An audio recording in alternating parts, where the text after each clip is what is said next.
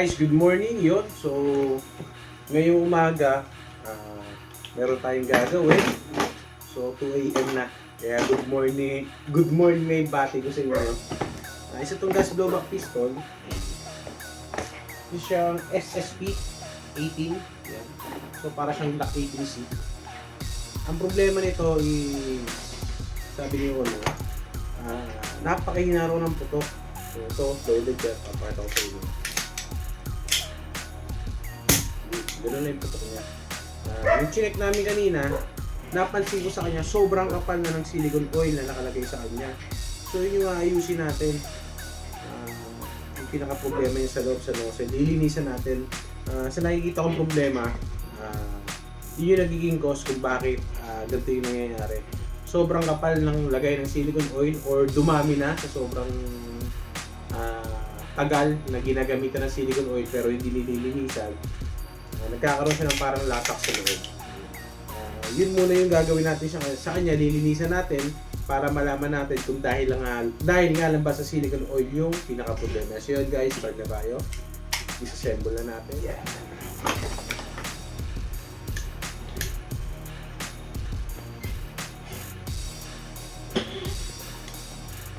Tigas mo, grabe.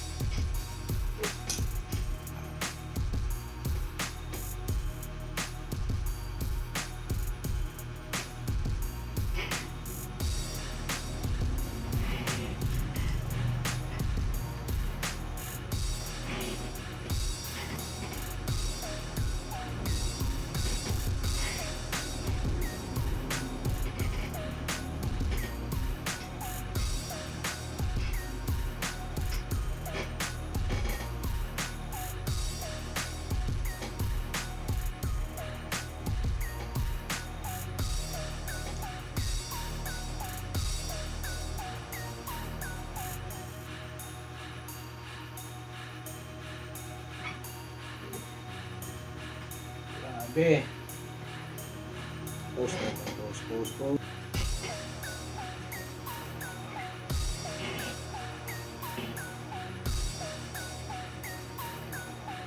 Lagkit oh. Grabe guys, kung mahahawakan nyo lang yung ganito. Lagkit niya talaga oh. Sobrang dami ng silicone oil.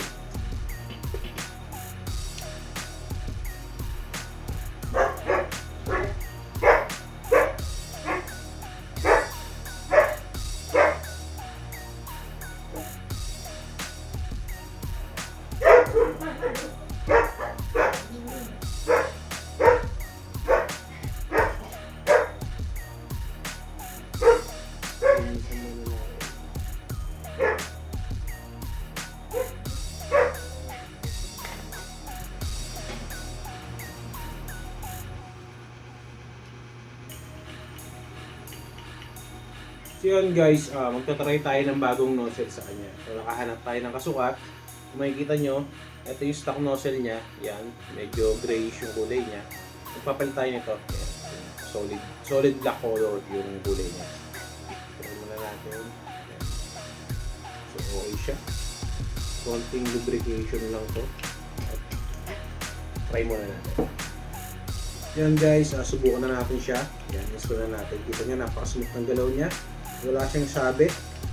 Hindi rin oversize yung piston na nasa kanya. Pasok na pasok talaga. Yun, install na natin. Na natin kung magiging okay.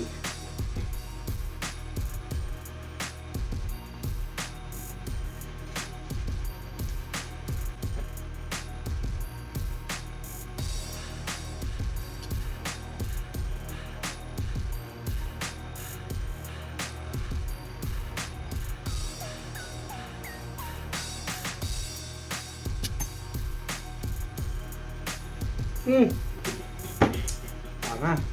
Iniwan natin yung return spring.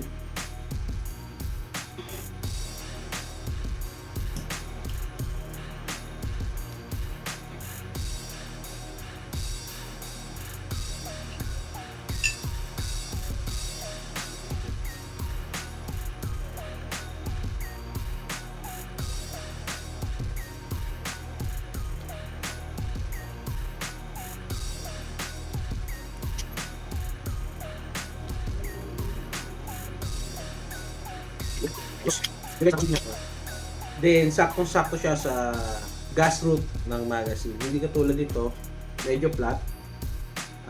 Then, yung gas route niya is medyo curved yung size. Yung shape pala. Sakto-sakto yung nozzle na nilagay natin. Design para sa curved na gas route. Ito. Yun guys, reinstall na natin. Then, test fire natin.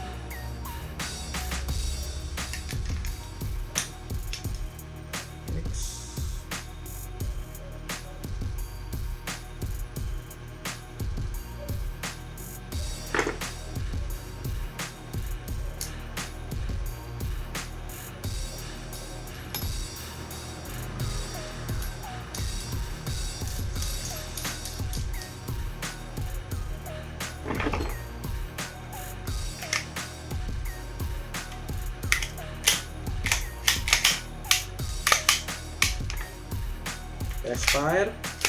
Sana okay na. Yun.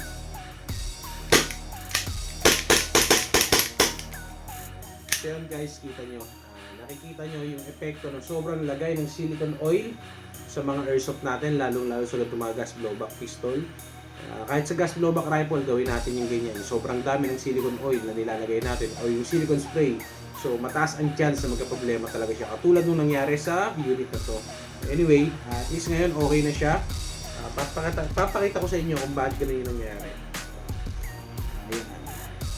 Yung sa butas na yan, meron kayong makikita diyang parang maliit na plastic. So, gagawin natin sa kanya is ito-press ko. Kita nyo kung gano'n na siya kabagal bumalik. Delay na siya. Yun. Hindi katulad sa ganitong nozzle, yung walang silicone oil. Hanap tayo ng example. Kaya natatama. Wala itong silicone oil Pero tingnan nyo mabuti. Ano ba yun? Hirap. Yun.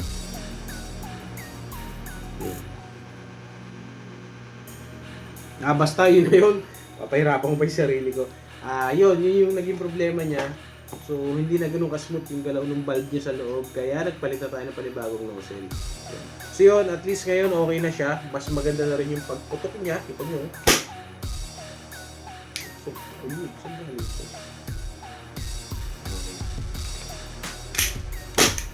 Nagalak din siya pag walang balak. So yun guys, yun ang naging problema niya. Sobrang daming silicone oil. Yun sir, sa owner nito, maraming salamat po. Pwede mo na ulit gamitin. So next time, alam mo na yung gagawin. Iwasan yung sobrang dami ng silicone oil.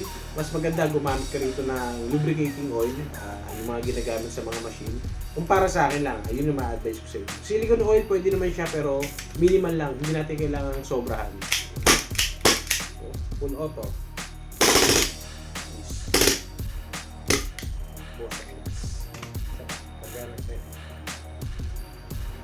Then, lagyan natin ng bala syempre. Tingnan natin kung mag-sweep.